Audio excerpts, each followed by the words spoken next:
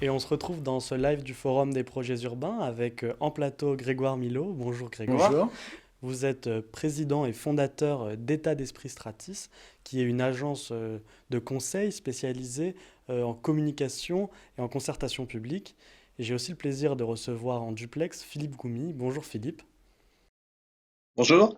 Vous êtes président d'Urbanis Aménagement et vous allez intervenir dans notre live plus particulièrement en tant que directeur du projet urbain pour Urbanis du centre-ville de Vesoul. C'est ça. Face aux injonctions environnementales et à la volonté de limiter la consommation des sols, le couple densité-mixité s'est imposé aujourd'hui comme un standard de la pensée urbaine. Pourtant, la concrétisation de cette intention ne va pas sans poser de questions et des problématiques qui peuvent d'ailleurs être différentes selon les territoires. Et on va s'intéresser justement au territoire de Vesoul, que vous connaissez bien, Philippe, et je vais parler sous votre contrôle. Euh, à Vesoul, on constate une forte vacance des logements en centre-ville, malgré un marché détendu. Est-ce que c'est le signe d'une demande faible ou plutôt c'est le signe de logements qui seraient inadaptés à cette demande? Alors, c'est peut-être enfin, je pense que c'est les deux. Demande faible, c'est certain, mais elle existe. C'est un peu la particularité, c'est que quand on travaille sur les projets et qu'on imagine de nouveaux produits sur le centre ancien, parce que je parle vraiment de l'hypercentre, c'est là où vraiment la vacance sur la ville de Vesoul se concentre. On arrive finalement à observer qu'il y a une demande faible, mais sur des produits qui n'existent pas sur le marché. C'est-à-dire comment finalement, quand vous arrivez sur des villes moyennes, parce que là je généralise un peu, mais sur des villes, euh, c'est la préfecture de la Haute-Saône, mais c'est seulement 15 000 habitants, et l'agglo c'est 32 000 habitants. Donc c'est des volumes très faibles. Néanmoins, quand on arrive sur ces villes-là, ben, on a des difficultés à se loger et à se loger correctement quand on veut habiter le centre-ville. Donc la demande, pour moi, elle existe. Il faut juste la susciter à travers des produits adaptés. Alors comment du coup on renverse cette tendance? C'est quoi ces produits adaptés qui vont permettre de renverser la tendance dans des territoires tels que celui-ci où les ménages ont tendance pas à fuir le centre-ville, mais il y a quand même un mouvement vers les périphéries, même si vous le rappelez, il y a quand même une demande qui existe pour se loger dans le centre-ville. Alors comment on inverse la tendance? Je dirais que euh, Est-ce qu'on veut inverser cette tendance déjà? C'est peut-être un préalable. alors est-ce qu'on veut inverser politiquement, en tout cas, sur Vesoul, mais sur de nombreuses villes moyennes, la volonté politique, effectivement, est de faire revenir des habitants en centre-ville. Pourquoi? Parce que souvent, ce centre-ville est habité par des gens qui n'ont pas choisi de l'habiter.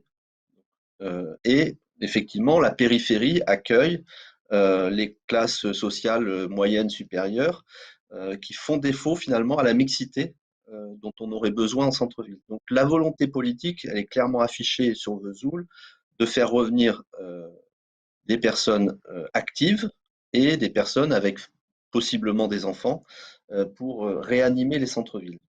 Donc, comment on agit pour ça? Bah, la ville de Vesoul a un projet dédié au centre-ville et à la rénovation de son centre-ville. Alors, classiquement, c'est des opérations d'amélioration de l'habitat qu'on mettait en place depuis des années, mais là, ça s'accompagne d'une concession d'aménagement qui a pour vocation de traiter 8 îlots sur le centre-ville, 8 îlots très dégradés.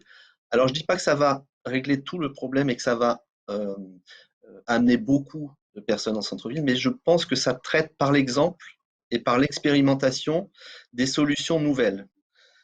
Et ça permet de montrer qu'on est en capacité d'adapter finalement ce bâti de centre-ville pour lui permettre de répondre à cette demande dont je parlais tout à l'heure, qui est faible quantitativement, mais qui trouve quand même pas de réponse. Voilà. Et donc il y a des micro-marchés finalement sur ce centre-ville euh, qui n'ont pas aujourd'hui de réponse dans les produits qu'on a sur le marché. Donc cette concession d'aménagement, elle permet de traiter ces îlots et de travailler à imaginer des produits qui répondent à cette demande, qui peut être une demande de seniors, qui peut être aussi une demande d'actifs, et on a des exemples assez précis là-dessus, où on a pu réhabiliter des logements anciens qui étaient, voilà, qui étaient inoccupés depuis très longtemps, et qui sont aujourd'hui occupés par des familles avec enfants. Donc, on ne peut pas ignorer les attentes des habitants, c'est ce que vous dites. Et d'ailleurs, c'est parfois les habitants qui prennent les devants avec ce mouvement qui est plutôt récent de l'habitat participatif. Et là, je vais me tourner vers vous, Grégoire Milot. Est-ce que finalement, cet habitat participatif, c'est le summum de la concertation citoyenne et de la prise en compte justement de ces attentes des habitants? Alors, l'habitat participatif, d'abord, il y en a plusieurs. C'est-à-dire que c'est un terme qui est très facilement utilisé, mais c'est vrai que soit c'est un projet lourd, bien en amont, où en gros des habitants, des citoyens décident ensemble d'acheter un terrain, de construire, etc. Mais c'est vrai aussi qu'on utilise facilement ce terme, cette notion, pour une réflexion collective soit dans une résidence, soit dans un aménagement. Alors, est-ce que c'est le summum? C'est en tout cas une référence. Oui, c'est vrai, parce que de manière légale, aujourd'hui, il y a une obligation à développer la concertation autour de projets d'aménagement, par exemple, et en particulier dans tout ce qui concerne les nouveaux programmes de rénovation urbaine, où dans ce cas-là, le maître d'ouvrage est obligé d'engager de la concertation et d'associer les habitants à la mise en place résidence, habitat, quartier. Ça, on va revenir un petit peu plus tard à l'accompagnement, par exemple dans Ouais. le cadre de la rénovation urbaine. Comment on accompagne les volontés de ces habitants, par exemple quand des habitants veulent concevoir des logements eux-mêmes, comme vous le précisez, comment on les accompagne? Alors, il y a une règle en matière de concertation, c'est de donner les clés de compréhension. C'est l'information. Quand on vous pose une question sur quelques sujets, sur n'importe quel sujet, le problème c'est que pour y répondre, il faut avoir quelques clés. Donc il faut bien intégrer, avant de donner la parole, le fait de former, d'informer les personnes concernées sur, voilà, vous pouvez avoir envie de tel type d'habitat, tel type d'espace collectif. Voilà l'impact que ça peut avoir en termes de charge, en termes de contact. Donc vraiment cette notion d'information préalable est importante. Et la deuxième chose, c'est de diversifier les modes d'expression. C'est-à-dire que trop souvent, on se limite à un questionnaire, à un entretien. Or, il y a vraiment une des clés de la concertation, c'est non pas le maître d'ouvrage d'un côté, les habitants de l'autre, c'est vraiment une réflexion collective. Quand quelqu'un dit quelque chose, un autre citoyen doit réagir et compléter. D'accord, des échanges du coup. Des échanges. Comment Philippe, on apprend de ces expériences qui sont du coup une référence, comme le dit Grégoire, en termes de concertation? Comment dans votre cas, vous, quand on conduit une opération sur un centre-ville avec la municipalité, mais aussi avec d'autres acteurs, comment on apprend de ces expériences? Euh, alors, moi j'ai tendance à dire que, alors je différencie un petit peu les deux approches, hein, parce que c'est vrai qu'entre des interventions sur des centres-villes de grandes agglomérations et celles qu'on mène actuellement sur Vesoul, hein, c'est pas du tout les mêmes approches.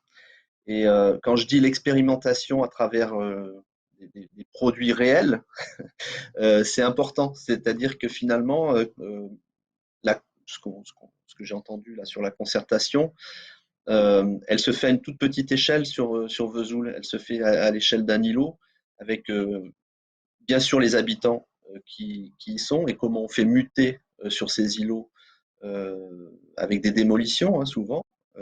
Comment on reloge, comment on imagine le nouveau projet avec les habitants du centre-ville, en essayant d'identifier leurs besoins et aussi en identifiant les besoins des ménages qu'on souhaiterait euh, amener en centre-ville. Donc ça passe aussi par des études préalables et des tests de marché. C'est-à-dire que finalement, quand on agit sur un îlot et qu'on a des produits à inventer, des nouveaux produits logements, ben on le teste grandeur nature avec des images de synthèse du produit et des, des annonces sur des sites immobiliers pour voir comment réagit le marché. Et on est obligé de faire ça parce qu'on n'a pas le volume qui permet de se dire, bah oui, il y a un marché là-dessus. C'est vraiment, ça se compte sur le doigt des deux mains, quoi, les candidats qui peuvent revenir sur ce centre-ville. sais pas si j'ai répondu correctement à la Oui, oui, ce question. qu'on comprend, c'est que les réponses doivent être adaptées à l'échelle d'intervention de toute façon, C'est et ça. à la ville, à la commune dans laquelle on se trouve. Alors, au-delà de la sphère du logement et du rapport à nos voisins avec l'habitat participatif dont on a parlé, il y a une dimension quand même de construction collective qui s'affirme de plus en plus dans l'espace public, dans la manière de faire la ville en général. Est-ce que la participation des habitants eux-mêmes à la définition de la ville, est-ce que c'est un incontournable? Là, je me tourne vers vous, Grégoire Milo. Est-ce que c'est un incontournable, la participation des habitants? Oui, oui, parce qu'aujourd'hui, les choses ont beaucoup évolué et il y a un point qui est très important, c'est l'expertise d'usage. C'est-à-dire que on construit un projet pour des habitants, pour que des gens viennent y vivre, y travailler, s'y divertir. Et donc aujourd'hui, à la fois par obligation, mais aussi par goût, et aussi tout simplement pour répondre le mieux possible aux attentes des différents publics, et ben, oui, c'est une démarche qui aujourd'hui est vraiment, vraiment importante dans les projets d'aménagement. La concertation en amont des projets, c'est ce qui permet de bien définir les attentes des habitants. Est-ce que ça permet toujours de définir les attentes des habitants? Alors, ce qui est vrai, c'est que d'abord, les attentes, elles peuvent évoluer. Donc, c'est évident qu'à un moment T, vous prenez la température et que les choses vont même systématiquement évoluer. Par contre, ce qui est vrai, c'est que c'est important pour bien définir un programme commercial, un programme de logement, un programme de vie publique, de tout simplement d'espace public, tout simplement de voilà, d'associer à la réflexion. Et vraiment, je le vois bien dans toutes les évolutions, toutes les concertations que je peux mener, le projet évolue toujours. Voilà. C'est très intéressant ce que vous dites, parce que justement, j'aimerais aller un peu plus loin. Depuis Mhm. tout à l'heure, on explique que la concertation, enfin vous expliquez que la concertation, ça permet de bien comprendre ses attentes, mais comment on intègre les citoyens vraiment à un processus de conception et de création de la ville? Alors, ce qui est vrai, c'est que les situations sont très variées et qu'une des règles de la concertation, c'est de ne pas dire tout est possible, voilà, vous allez pouvoir construire tel équipement ou tel autre. Donc il faut donner vraiment en amont un certain nombre de clés pour dire, voilà, nous, il y a une volonté politique de notre part de développer la mobilité propre, de construire un équipement sportif de tel type.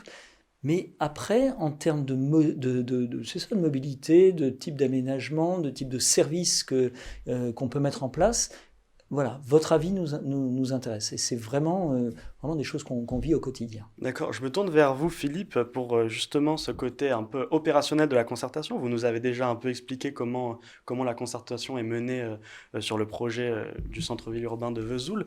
Est-ce que avec la crise sanitaire qu'on connaît tous cette année, vous avez dû revoir quand même votre manière de faire la concertation? Oui, alors pas que sur Vesoul, malheureusement.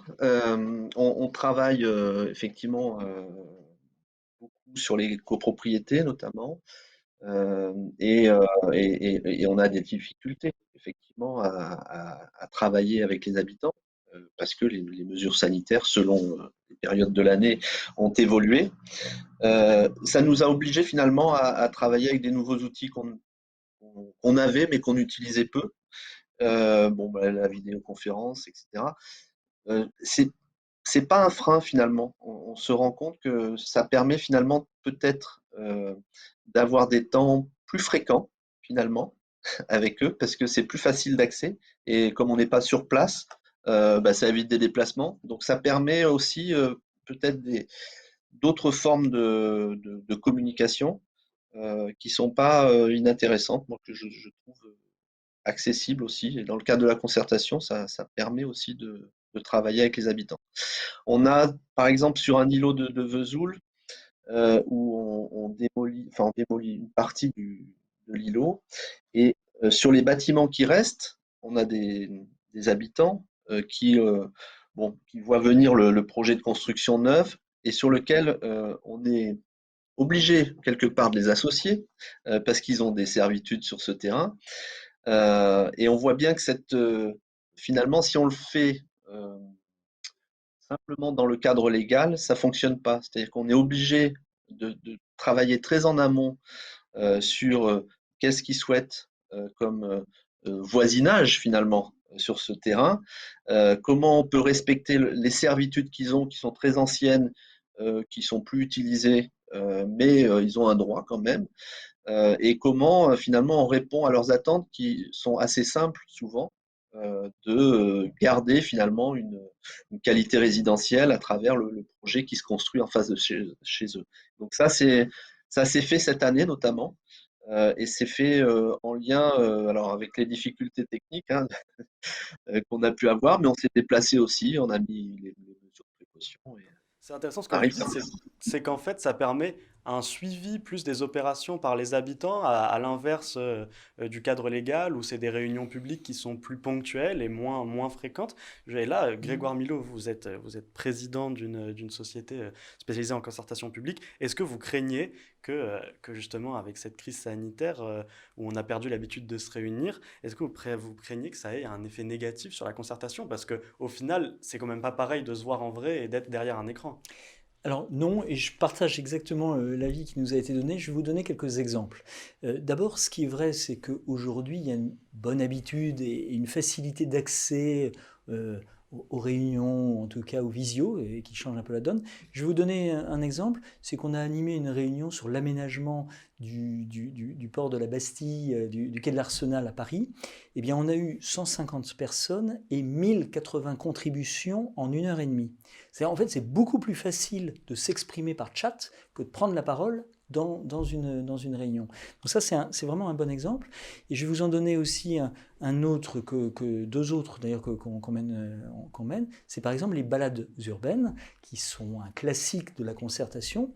Eh bien, on met en place des balades urbaines en ligne. C'est-à-dire, on filme et on fait un reportage sur un quartier, on s'arrête à certains endroits et on demande aux gens, bah alors, comment vous voyez, comment vous imaginez? Alors, une balade urbaine, elle est assez limitée en termes de nombre de personnes, voilà, alors que là, on a fait des balades urbaines avec une cinquantaine de personnes qui très régulièrement eh bien, réagissaient et contribuaient à la réflexion collective. D'accord, donc au final, ça permet de mobiliser un plus grand nombre Ouais. d'habitants. Et on a parlé de la complémentarité entre les porteurs de projets ou justement les sociétés de conseil. Oui. Euh, est-ce que vous pourriez un peu me parler des complémentarités et des synergies qu'on peut attendre entre les acteurs publics et les acteurs privés? Parce que vous interagissez évidemment tout le temps avec des acteurs publics. Oui, j'allais dire que nous travaillons essentiellement avec Voilà. des acteurs publics, des collectivités, des ministères, des institutions. Ce qui est vrai, c'est que le profil d'une agence comme la nôtre, c'est la connaissance des règles et du monde public. Et c'est vrai que, j'allais dire que pour bien concerter, il faut bien connaître et comprendre ce que le maître d'ouvrage a en tête, ce qu'il attend, ce qui est possible de faire évoluer. Et toutes ces subtilités, c'est vrai que l'expertise que nous pouvons avoir eh bien, permet de mieux répondre aux besoins. D'accord, Philippe, peut-être le mot de la fin sur la complémentarité des ingénieries entre la sphère publique et la sphère privée? Alors, dans le cadre de la concession de Vesoul, donc c'est la com d'Aglo de Vesoul qui nous a confié cette concession. Et notre rôle, c'est de recycler du foncier pour le compte de la collectivité et de le mettre à disposition d'investisseurs ou de promoteurs privés qui vont réaliser des programmes de logement dans l'ancien, de réhabilitation ou de construction neuve pour certains îlots. Euh, donc finalement, la collectivité agit là où finalement le privé n'a pas les moyens d'agir, c'est-à-dire qu'elle recycle du foncier et elle le met à disposition d'opérateurs privés qui vont pouvoir réaliser leur projet dans un cadre économique viable. Donc ça veut dire que la collectivité accepte un déficit d'opération sur son territoire, enfin sur ses îlots, pour permettre finalement des projets qui répondent à des besoins d'attractivité de ce centre-ville. Voilà, moi, je le lis comme ça, et ça veut dire qu'elle accepte aussi ces déficits d'opération avec ses partenaires qui sont l'État, l'ANA, Conseil général, Conseil régional, qui viennent abonder en subvention pour permettre de mettre à disposition du foncier dans de bonnes conditions économiques. Eh bien, écoutez, ce sera le mot de la fin. Merci, merci Philippe, merci Grégoire Merci beaucoup. d'être Merci. intervenus. Et restez avec nous, le live du Forum des projets urbains, ça continue.